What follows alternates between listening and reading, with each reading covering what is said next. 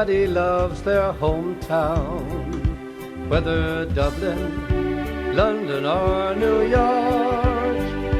But the place that's home to me is my city by the Lee. It's my own beloved Cork. Sweet Cork, I love you in the springtime, winter, summer, fall. Although I'm far away, I'll return. Now, as everybody probably who's from Cork knows, Kieran is well known as a writer in local history. He's authored about, I think, over 20 books on the topic, and he also writes a weekly column on the Cork Independent. And now it's about the only article I read in that particular piece. And it is very interesting every week, and I always learn something from it. So I just asked Kieran to say a few words to open the conference.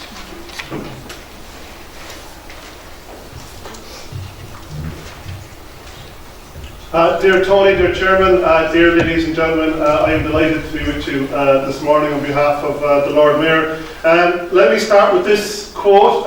It is said that a people without the knowledge of their past history, origin and culture is like a tree without roots. And this annual conference by the Cork Genealogical Society celebrates an important cog in the study of history, heritage and memory, to name just a few disciplines that genealogy entangles with. Knowing, recording, preserving and sharing our family histories can provide countless benefits to individuals, families and entire societies.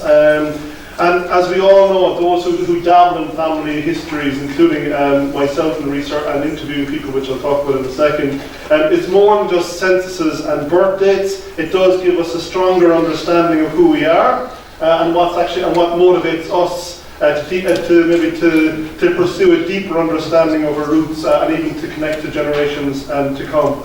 Indeed, knowing, recording and preserving your family history directly influences you, your family and future generations. The way we relate family stories and create our own narratives about ourselves also helps establish our own unique identity. And I always feel like when it comes to Cork and Cork heritage and Cork genealogy, I always think the city is such a small place. What I mean by that is that you walk down the street, you meet someone you know, and you walk down another little bit, you find you can meet more people. I think Cork in itself is, I always call it, it's like a Roman Colosseum or a Roman Forum, especially when you've got hills, very steep hills on either side, and we all seem to look in towards the city centre and all, in a sense, get to know each other.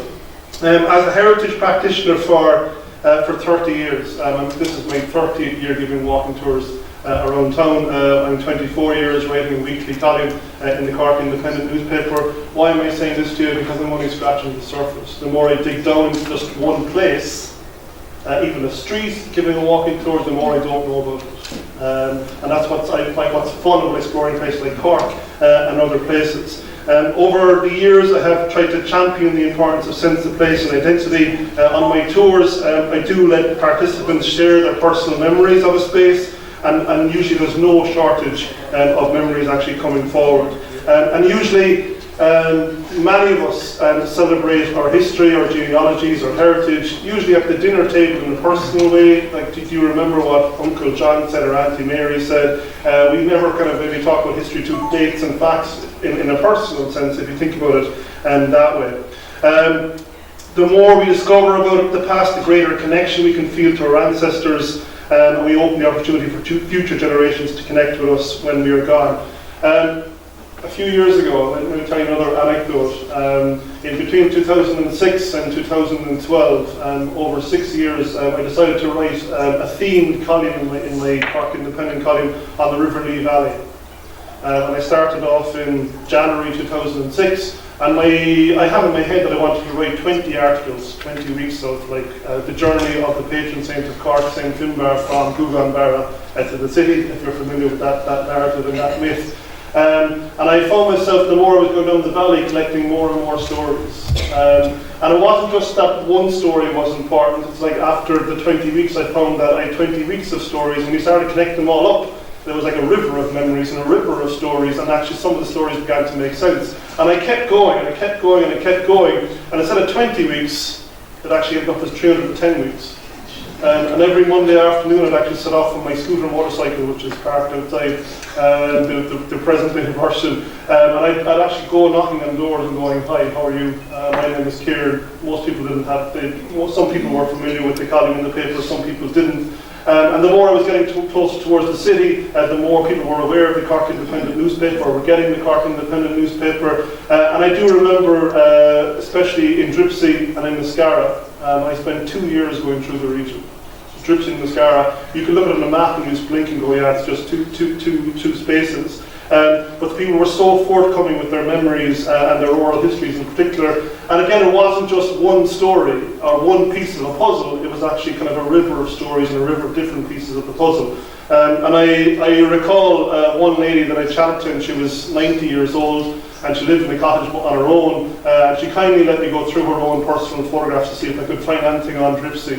And I found one particular photograph, and on the back of the old photograph was like a 1930s photograph. It was just 2 words, "Sweet in Mascara." And the photograph was of a gentleman, a young man sitting on a ditch. And the nurse that was minding her saying that he was an old boyfriend from way back 70 years ago. But she kept the photograph, and it was actually important to her. But also with the context, the guy was sitting on a ditch actually overlooking Inniscarra Reservoir. So pre the hydroelectric dam scheme days.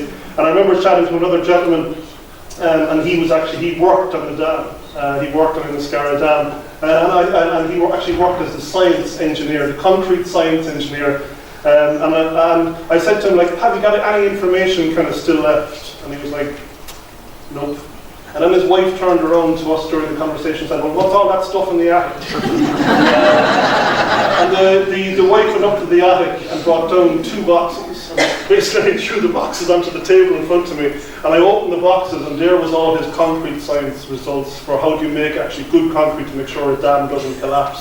And that brought me into a whole world. I actually said to him, I said to him, "John, where did you get your education from? Where did you actually learn to be a concrete engineer?" And he told me a whole world about a university professor in UCC who kind of began to develop concrete in the 1920s, and then inspired a whole generation of people to work on things like the hydroelectric scheme on the River Lee, places like Whitegate, the airport, the whole 1950s, 1960s heritage.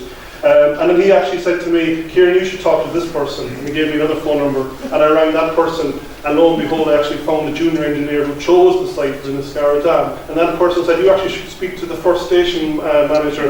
And I went on and on and on. It took me like 6 months to get through all these people, but it wasn't just one story and one piece of the puzzle. It was actually all of the pieces actually all together, this kind of river of stories, this kind of river of memories that were so important to gather. Also, I think when you do research your family history, it does build kind of resilience in our own lives. We kind of discover kind of how they overcame failures, how they actually faced challenges, pursued challenges, and survived very, very hard times. The stories that I collected just in the River Lee Valley, they weren't just happy stories. Some of them were devastating kind of stories as well. I met one lady, and she was 90 years old, and she spoke about her grandmother growing up just after the time of the Great Famine. So we are just one step away, or 2 generations away from something like the Great Famine, and that misery, and even like 100 years ago, a war of independence, civil war, and the tough times that people actually went through then. So for me, I think family histories go way beyond names and dates. It is about what makes us who we are. It's about people with whom we can form deep connections with. It's about people who lived and breathed and suffered and triumphed. It's about roots and branches and leaves and entire forests, if I can say that when it comes to family trees. And it's about all of us. It's not just one piece of the story, it's all of the pieces of the story together. I do wish everyone the very best in the conference today. I must tell you that I must leave just now to go to another Adepti event. I would love to be here for the whole day because I actually really love this material, but I must go and open an event in Cork Public Museum on industrial history and someone's actually genealogical past, the Johnson and Perrott heritage over in the museum. but I know that you're in very, very, very safe hands when it comes to the Cork Genealogical Society. And my sincere thanks for all their hard work. I think as volunteers, they're probably not recognised. You know, Eddie and others and Tony, you get a truckload of emails every week from people kind of going, can you help me with this, can you help me with that? And sometimes that goes unacknowledged in the city, so can I say on behalf of the city, thank you very much for your work. It's much appreciated. And thank you very much for listening to some of my stories this morning. Thank you.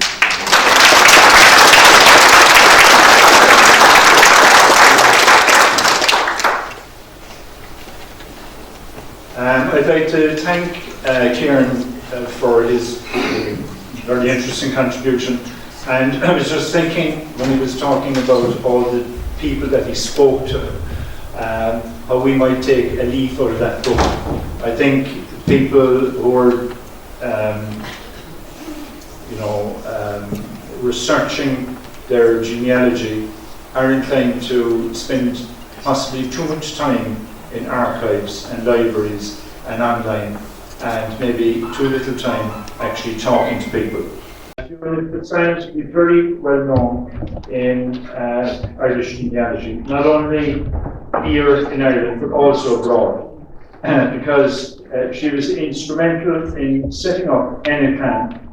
And if anybody has been doing research over the last, we'll say 20 years, you'll be familiar with their publications. Now, at a time when there was very little material going, Genealogical, based in Trinity College, produced a lot of CD-ROMs on genealogical sources that proved to be very, very useful to people.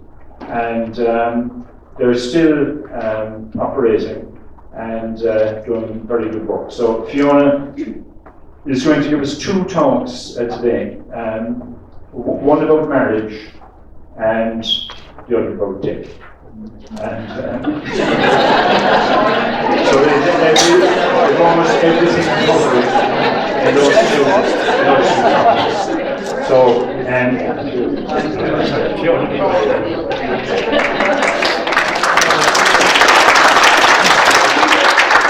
Thank you very much. The late film was on, as Tony said when I came in. Apologies, I got down late at 10 last night and I didn't get a chance to walk around and see the hotel in the daylight. A slight change of programme. I'm going to speak on death, but I'm also going to speak on evidence and folklore. It's something I have been working on recently, and something I'm quite excited about and I really want to share with you. But let's start first of all with where we are.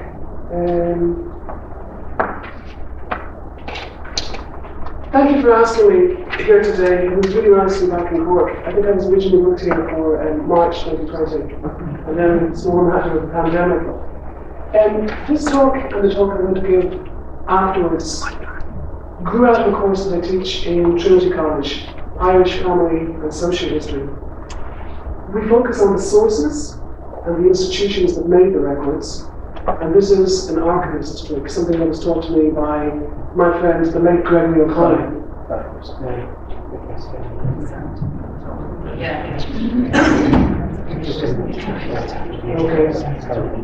We focus on the sources and the institutions that made the records. And this is a simple archivist's trick. And I learned it from a good friend, the late Gregory O'Connor of the National Archives. God rest his soul. And we also use social history for context and interpretation. Because older customs and traditions influenced and shaped how people live their lives. Now this morning we're going to look at evidence in death for family history. In Ireland we observe death differently to our European and our British neighbours. And in this next hour we're going to consider the Irish way of death. We're going to ask what evidence was made, where can we find it, and how can we use it in our research.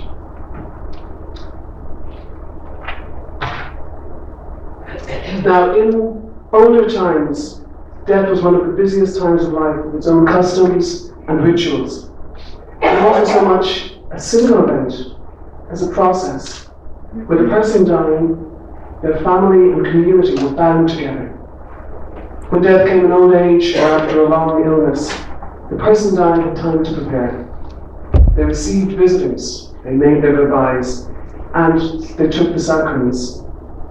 And the better off among them who had assets to pass on to another generation might make or amend a will. And the popular idea that we have is that wills were made from the deathbed, almost dictated from the deathbed. But in fact, making a will is actually quite an involved process. The weight of the evidence is that wills were planned documents. The testator met with the lawyers to prepare the draft copy. They had to agree on the assets to include, and then they had to itemize them. And sometimes in older wills, I love to find things like a household inventory, where you can actually find literally the pots and pans, the dressers, the number of settles, the beds, and gives you a fantastic insight into people's lives. The lawyer and the testator then went their separate ways. The lawyer went back to his office to prepare the final draft. The testator had to assemble their witnesses. And they met once more when the lawyer would read the will to the testator and the witnesses. And then they all signed it. And it's only when they sign it that it becomes a legal document. And of course, none of this was done on the fly. So there could be quite a delay in the time when a will was made and when a will was proven. Now we're going to return to this, but what I'm actually trying to do this morning is walk you through step by step the process.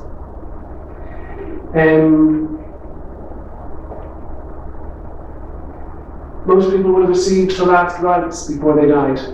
It was a ritual in the Catholic and the Church of Ireland. Now unfortunately, neither church kept systematic registers of last rites in the same way they do of baptisms and marriages. To find evidence of the last rites, we have to put our family history detective hats on, step into the role of family history detective. So always look to see what church records survive around death and burial in the parish, and then you simply have to do a fingertip search, literally reading through the page from top to bottom and turning over and seeing what you can find. Now on screen I have a page from a register of deaths in the Catholic parish of Nogger. And this has an unusually early start date of the 1750s. Now the first 4 people named on this page, Catherine Carolan, Darby Carolan, Thomas McGuinness and Margaret Smith, I've highlighted it here and I hope you can see it. They're all said to have died after having received the sacraments and were buried. The last person on the page, Wilfred Carolan, was recorded as simply died and was buried. And we can deduce from this that Wilfred probably died suddenly without the consolation of the sacraments. So in a sense, these are the kind of small gains that you get from death or burial records. You have to read them. The evidence is often quite slight. We don't know what we're going to find until we actually read through everything.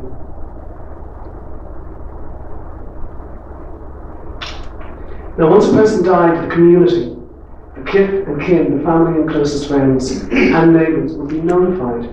And in earlier times this would have been done from the pulpit or by word of mouth.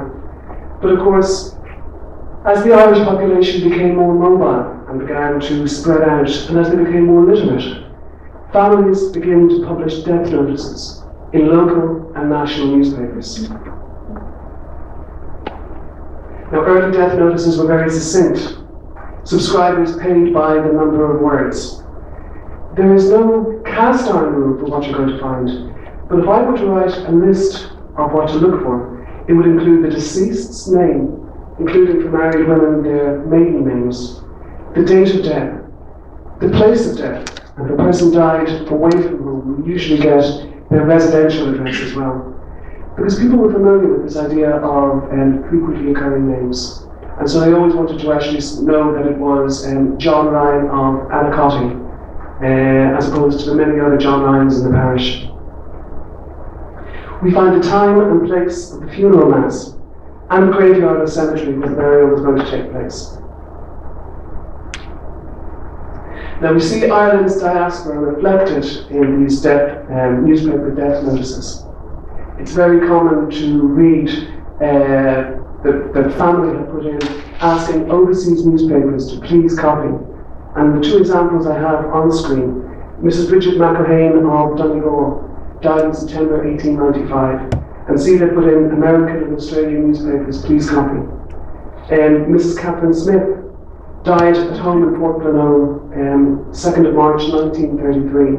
So, and the death notice inserted by her nephews reads, New Zealand and Australian newspapers, please copy. Now, you don't have to be Sherlock Holmes to actually understand that close family must have actually emigrated to these places, and that perhaps they're hoping that perhaps they've lost the address, but they're hoping that they're putting a notice in an overseas newspaper that the news will eventually reach them.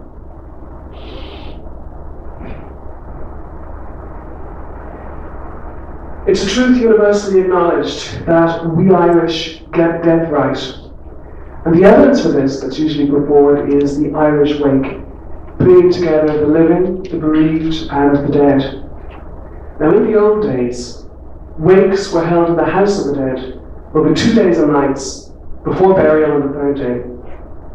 And the family, friends, and neighbours would gather. They would gather to pray beside the corpse, to comfort the bereaved and to grieve with them, and to talk and gossip as they watched over the body and keeping vigil, guarding the passage of the departed soul. Now, wakes were very much, they were marking the passing of one soul from this world into the next, but they also were about the continuity of the community that remained behind.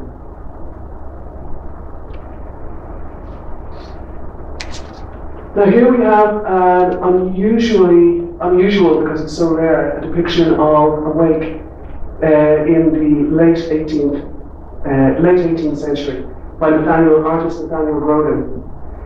Look at the prominent position of the corpse. This was done to try and emphasize the corpse's role as the host. The bereaved family would feast the dead. The hospitality provided, says Patricia McLeod, social historian and folklorist, was commensurate with the deceased's social status. So they gave what food and drink they could afford. And usually that included meat and bread, whiskey and brandy. And they would pass around plates of snuff, or also clay pipes that were preloaded, stuffed with tobacco, known as Lord of Mercies, because that was the blessing, people said, for the soul of the departed. And the family in old wakes, this is now pre-famine times, paid for keeners, people who would cry out. Keen comes from the Irish word cuina, to cry. The keeners joined in with family members at strategic moments. Professional keeners were often old women. Keening was the only means they had of support. And the wakegoers themselves would keep themselves amused by telling stories, by playing cards and games. There were games of strength and agility, like wrestling and bare knuckle boxing. Games that challenged or mocked the authorities, and matchmaking games. We're going to look at all of this in much greater depth in the second talk, Evidence and Folklore. Now, although wakes were unofficial events, we sometimes find records and accounts, and that's usually when something goes wrong. In 1845, in Limerick City, 10 people died and 50 were injured when the floor of an upstairs room collapsed with the weight of mourners that filed into the room to pay their last respects to the late Mary Shaughnessy.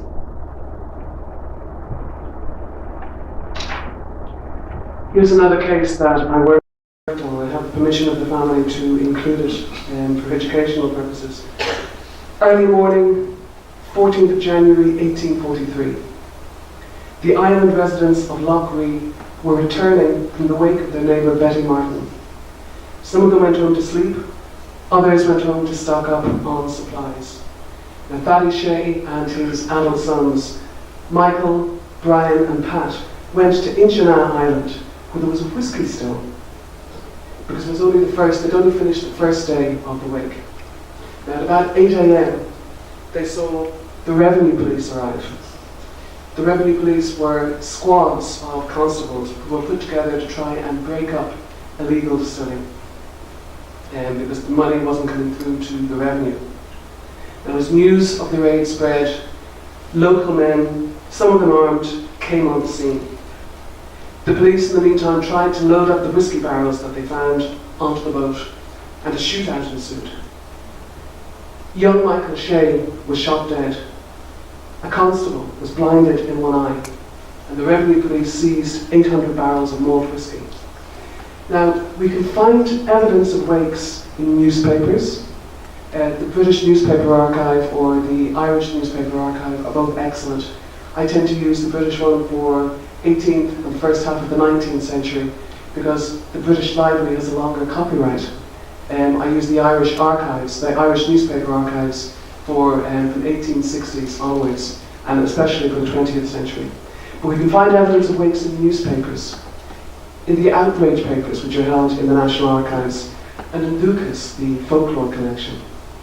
And stories in Lucas tend to be anchored in local communities. So we find names and places and approximate dates of when things happened. Now on the third day, the mourners held a funeral mass. In penal times, Catholic funerals were held in the houses of the dead. And after the funeral, the mass-goers would form a funeral cortege to walk to the graveyard. Now by tradition they had to take the longest route to get there. And if they came to a crossroads, for example, they would have to walk around the centre, stopping and pausing at all four of the roads that led away before continuing on the road that led to the churchyard. And my Limerick granny used to scare the living daylights out of me when I was a child, telling me some old stories about when this hadn't been observed and what subsequently happened. Every man in the funeral procession would take his turn at carrying the coffin. This is all about marking your respects, your last respects to the dead. Now, after the 1820s, when things begin to ease up, and certainly after 1829, when we have Catholic emancipation, the Catholic Church tried to persuade the faithful to move funerals back into the church. But it took most of the 19th century to try and achieve this. For the simple reason, people liked the comfort of the ritual, having the Mass in their own homes.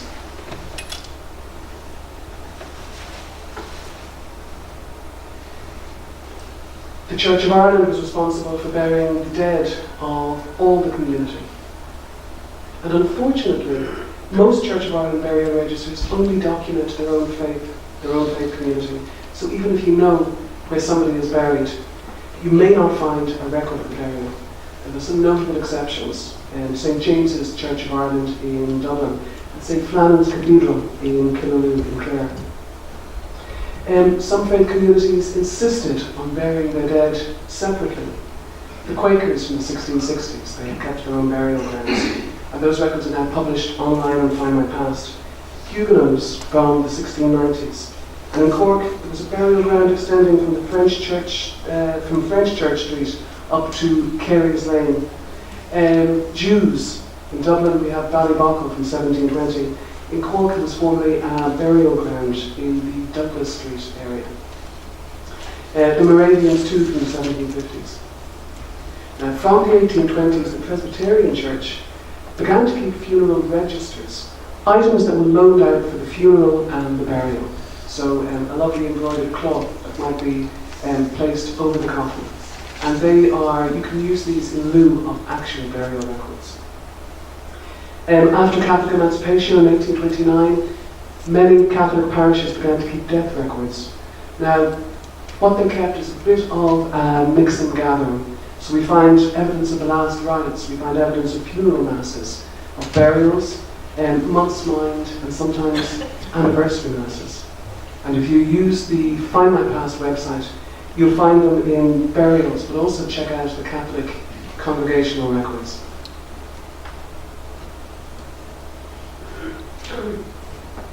In the 19th century, responsibility for burial grounds passed from the churches to the municipal authorities. Now in Cork, new cemeteries were founded in 1830, St Joseph's in Ballyfahane, and in 1866, St Finbarr's in Glasheen. Now these new burial grounds were set out as garden cemeteries. Graves were set out in regular rows off broad tree-lined avenues. It was much easier that way to actually find the grave. But the grounds were also designed to try and encourage visitors to reflect on their own mortality. Now, there is an excellent survival of Cork burial registers in the Cork City and County Archives, and I think most of you will be familiar with that. Some of them are digitised and they can be searched online. Abbey Cemetery in Bantry, Cove Town Cemetery, St Finbarr's from 1867. But the larger part of the collection is only available in hard copy. So you'll have to visit the archives and you'll have to call up what it is you're specifically looking for. Okay, you already mentioned death notices to alert family and friends to the funeral. Now, once a person was buried, there was a second round, a second flurry of death notices in the local newspapers. Now, there's more than one type of notice. The main ones were these: acknowledgements, funeral reviews, obituaries, and in memoriams. And each notice has a separate and a distinct purpose. The evidence they offer differs slightly, but there is some repetition. Acknowledgements are placed by the deceased person's family. They put a notice in the local paper to thank everybody who had helped the deceased in their last illness and who had supported the family in their grieving. And these acknowledgements probably have the least evidence from our perspective as family historians. Funeral write-ups were very common in the 19th and 20th century, and they read almost like a theatre review of what actually happened at the funeral. They include evidence like the names of the chief mourners, so the immediate family, the spouse, the adult children. I always look at married daughters. They're usually given by their husband's name, but no family ever christened their daughter Mrs. John Ryan. But it gives us an idea of who the daughter's married. Siblings, any other relative that actually attended the funeral. So you get cousins and you get aunts and uncles. We often find as well the names of prominent individuals. The JP, the MD, the MP, who later became the TD. And sometimes we even get the names of people who sent flowers and wreaths. Now, using this example, this is from my own family history, I built a framework to trace 4 generations of my family. So I was able to use this evidence. I think it's given in 1938. I was able to use that to actually work back who previous generations had married. So it's a great framework to build your family trees. Now, I love to find obituaries, and these, we probably get them a little bit less often. Obituaries will usually include a short biography. The kind of evidence you find will include the deceased person's parents' names, including, if you're very lucky, the mother's maiden name.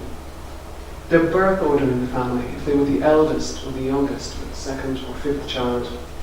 Any achievements they may have had on the sports field or in exams.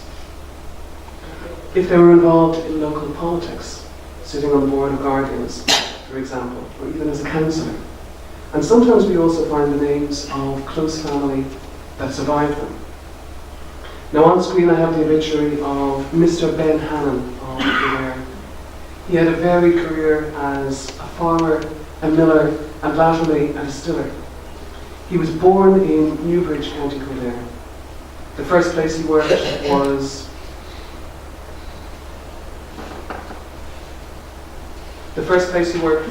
in Killucan in Westmeath. We find the name of married sons. We also find the name of a daughter in a religious order, because particularly when young women entered religious orders, they are notoriously difficult to actually track down. So this is lovely information. And we also hear the family legend that the Hannons were involved in the 1798 rebellion. And these were all good threads to follow up in research. And of course I did. So it's just, you're looking for, as family historians, we're often in that boat, that we often have very slim pickings, very slight information. So any additional evidence that can actually help to focus our research is very welcome. And the last kind of notice I want to actually mention are in memoriams. These are probably one of the most important. Families use them to commemorate the anniversary of the death. Now, in the first example, we have Julia McCarthy Fitzgerald. She emigrated 30 years earlier to New York City. She died in 1906, and in 1911, 5 years after her death, 30 years after she'd emigrated, her Irish family are still placing an in memoriam every year. In 1911, you find it there in 1912 and 1913, to commemorate her. And this brings home the idea that Ireland is a diaspora society, but that family ties always endured. Now, families often continued to publish in memoriams on the anniversary, as long as there was anyone left alive in the family who remembered the person in life. In 2016, I interviewed broadcaster Joe Duffy. He had just published his book, Children of the Revolution, and he said that his breakthrough in research was realizing this, that none of the families had published a death notice in the newspaper in 1916, but all of the families published an in memoriam in 1917 and 18 and 19. Some of the families continued to actually place that notice right up until the 1970s, one family even until the 1980s. This is a strong and enduring tradition around death.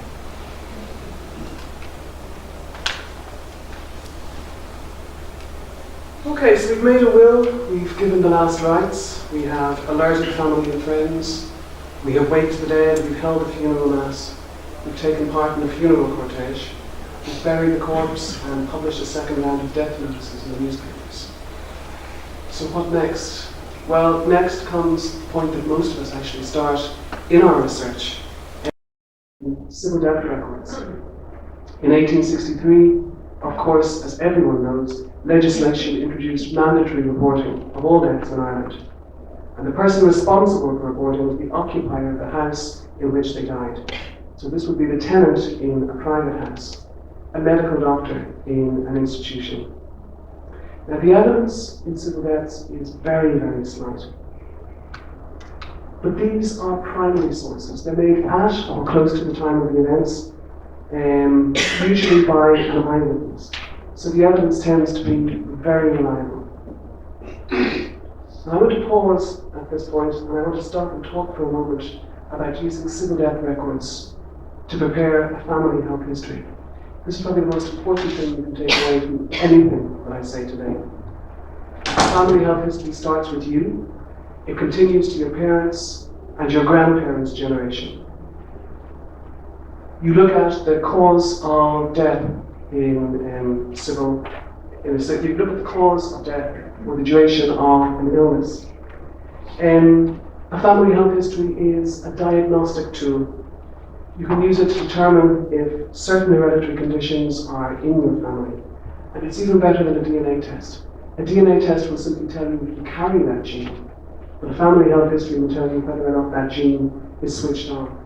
And this is now commonplace in America. The Surgeon General advises every family to prepare a health history and to lodge it with their local GP. Having the information allows you to mitigate the worst of the consequences.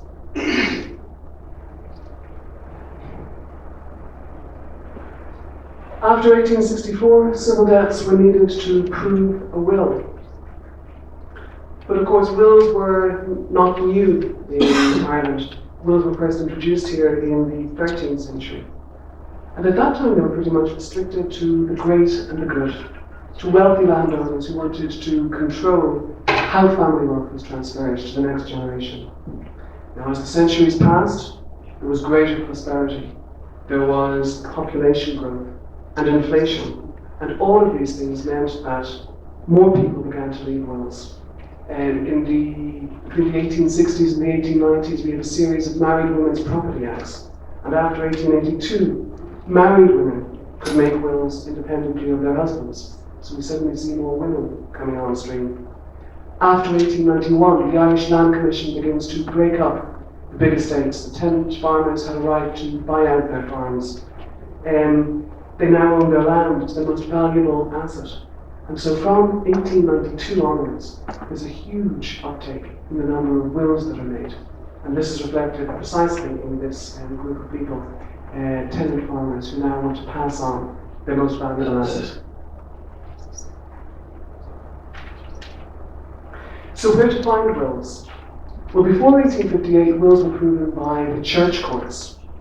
And unfortunately, in 1922, most of the records of the former established church, including the greater number of wills, were destroyed in the Public Records Office of Ireland fire. But about 100,000 wills survive in total incomplete or partial transcript, and they're held in the National Archives of Ireland. And to actually find if any of these wills relevant to your research survives, look at the Index of Irish Wills, and this is available on Find My Past, and I think perhaps now Ancestry as well. In 1858, there was a new probate system established in Ireland, 11 probate districts. You can search the original records and transcripts from 1858 to 1922 on Find My Past, or in the National Archives if you have a train ticket to Dublin. After 1922, partition creates two separate jurisdictions on the island. You can search for wills in the Irish Republic from 1923 to 1993 using the National Archives of Ireland finding aids, which are available online up until 1982. And after 1982, you're going to have to visit the National Archives to view even the finding aids.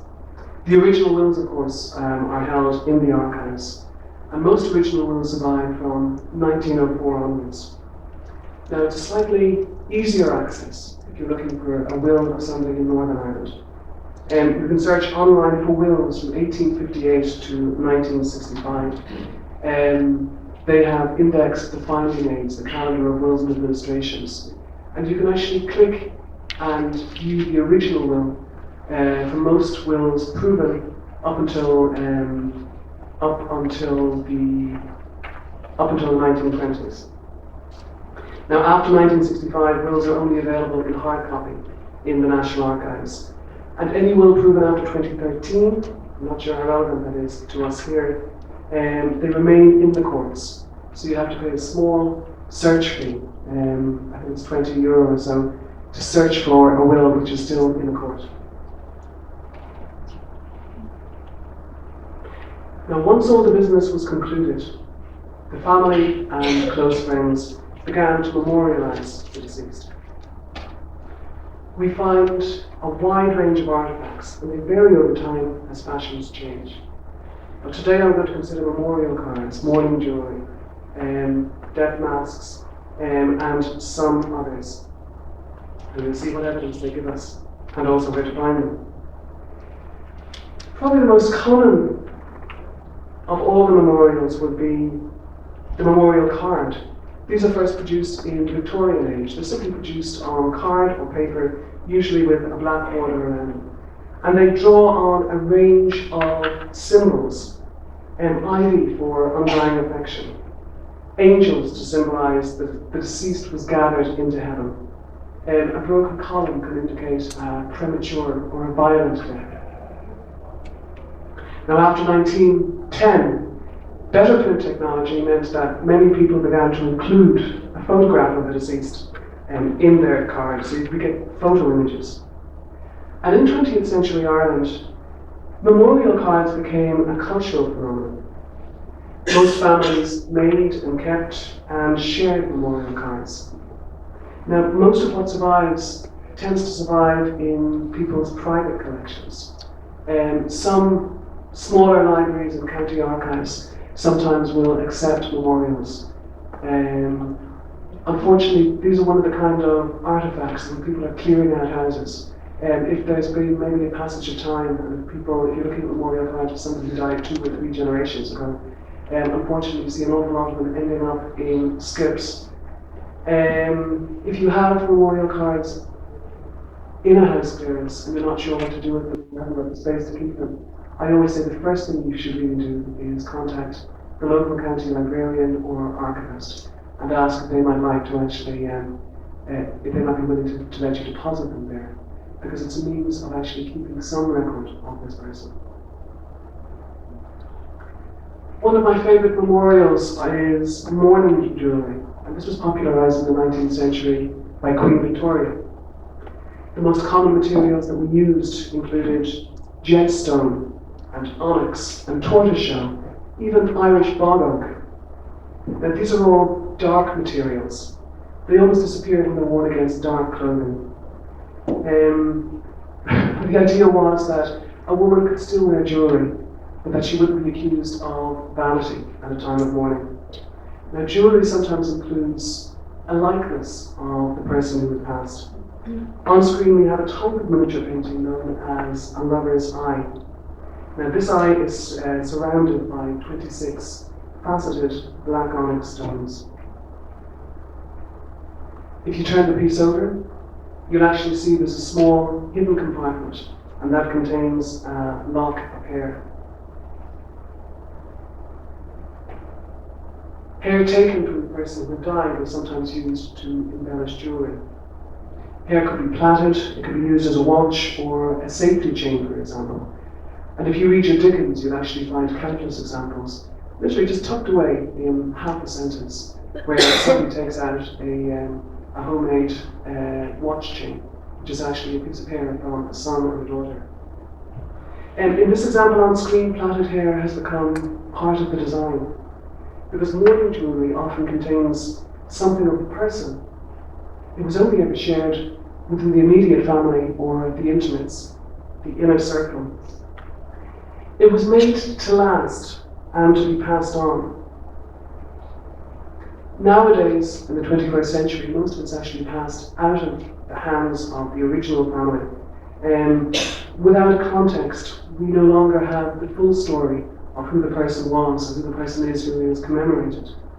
So if you have any in your family, please write down the story to try and preserve it.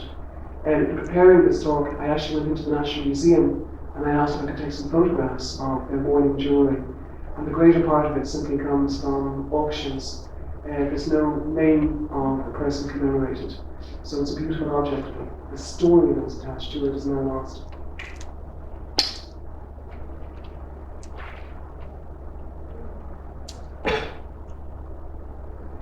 In the past, families of prominent or wealthy individuals might commission someone to make a death mask.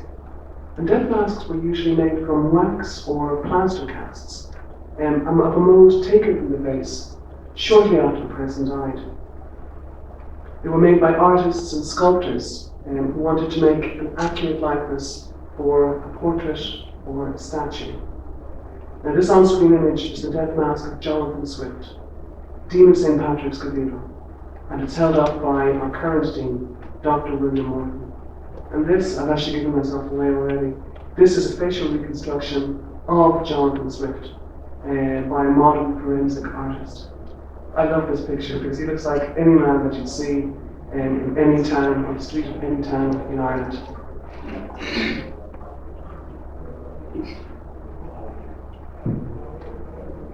In the late 19th century, there was a brief fashion of post-mortem photographs in Europe and the Americas. And I understand that was the plot of a Sunday night TV program a couple of years back. I didn't get to watch it, unfortunately.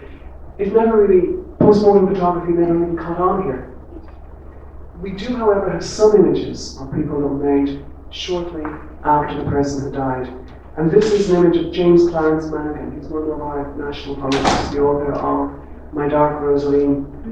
In 1849, Mangan died of the cholera. And this drawing was done by a friend who sat by as he drew his last breath. And it's now held in the permanent collection of the National Gallery of Ireland.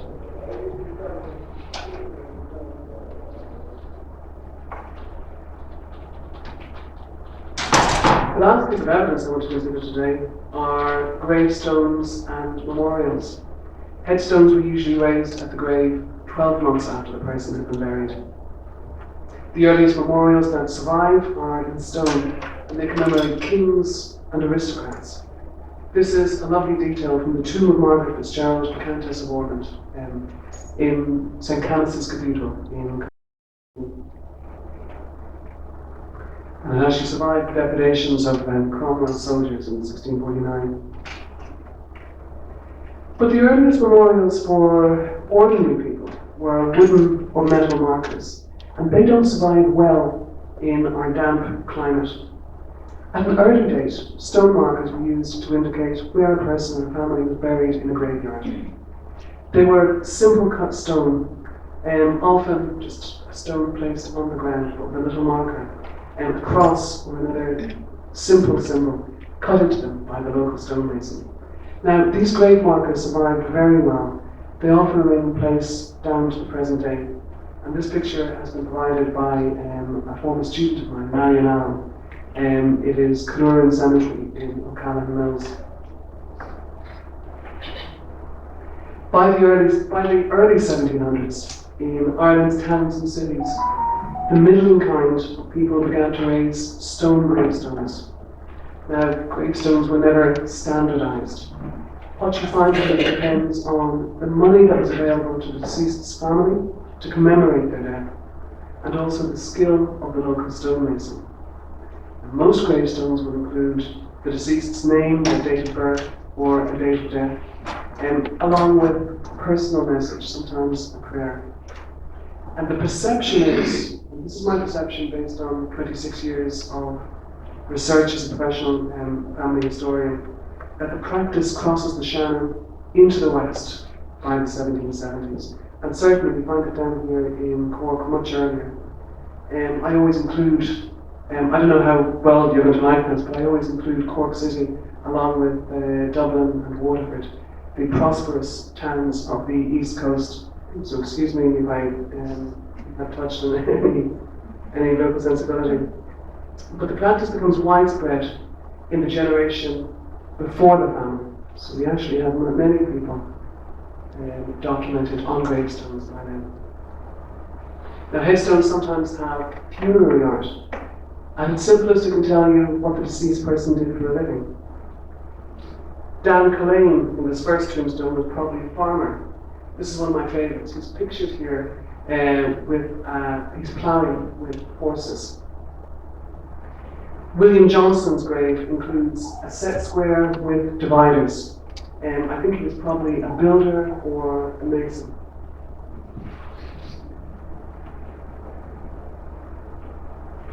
Francis Mulvihill had his tombstone has a hand and scissors, and we can probably deduce from this that Mulvihill may have been a tailor, and a rich one at that, because of the elaborateness of the tombstone that his family were able to raise after him. We find religious acronyms very commonly on gravestones.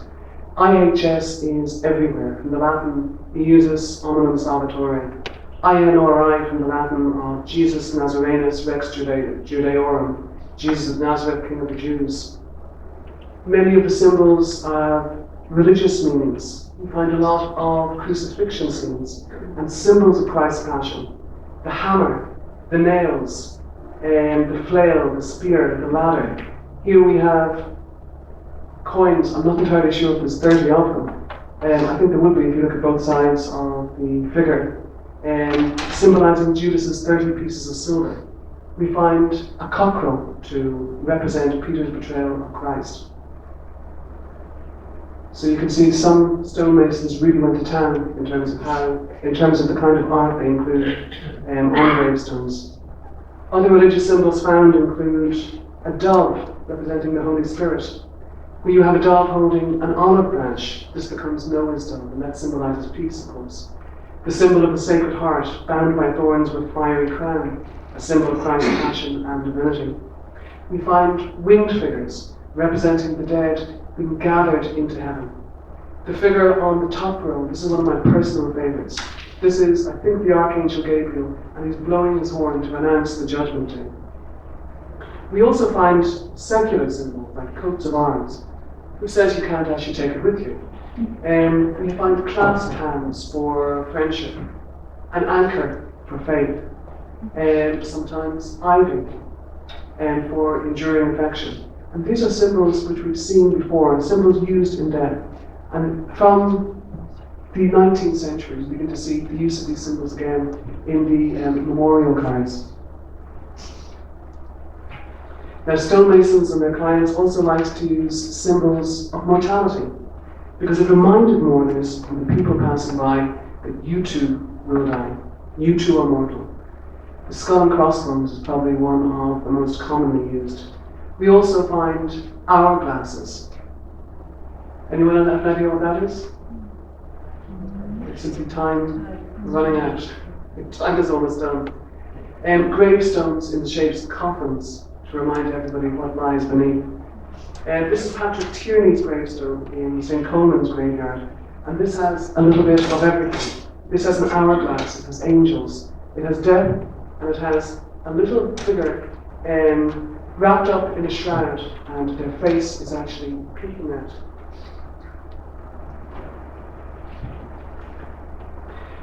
Okay, we are going to wrap up there. I want to finish with a final thought. Our ancestors didn't perceive death as a single event, but rather as a process. And they developed customs and traditions around the whole process of death and burial, grieving and memorializing. And these customs aren't immutable, they do change over time. But it stands to reason that we are to assemble all the evidence that is made in the process of death. We can glean much more from them than we would from any single record, looking simply at civil death or a will. Okay, thank you very much.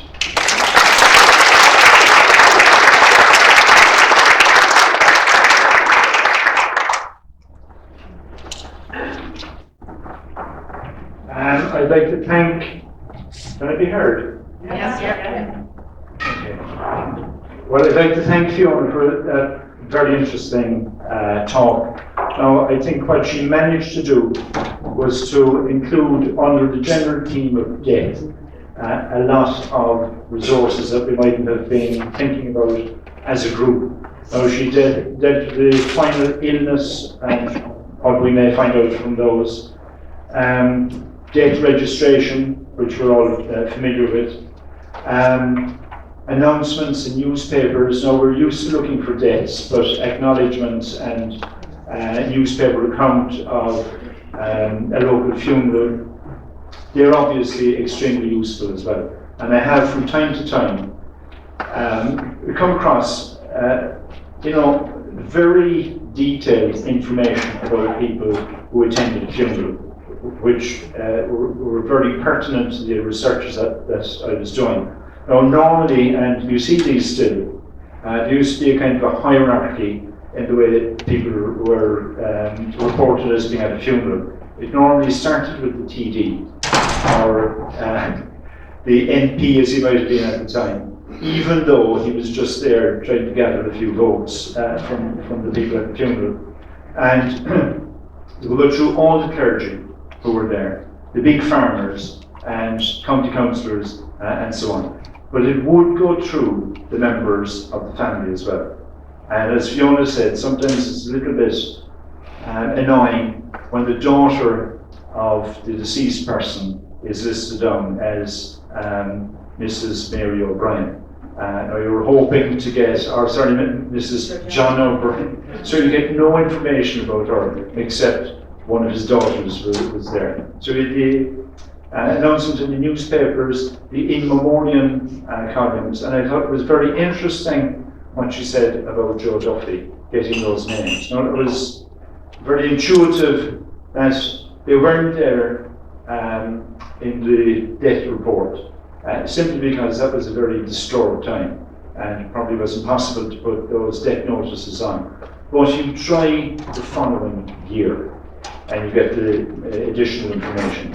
Now, wills then were dealt with kind of fairly comprehensively, and memorials, gravestones, and so on. So I'd certainly like to thank Fiona for a very good and well illustrated talk. So another round of applause.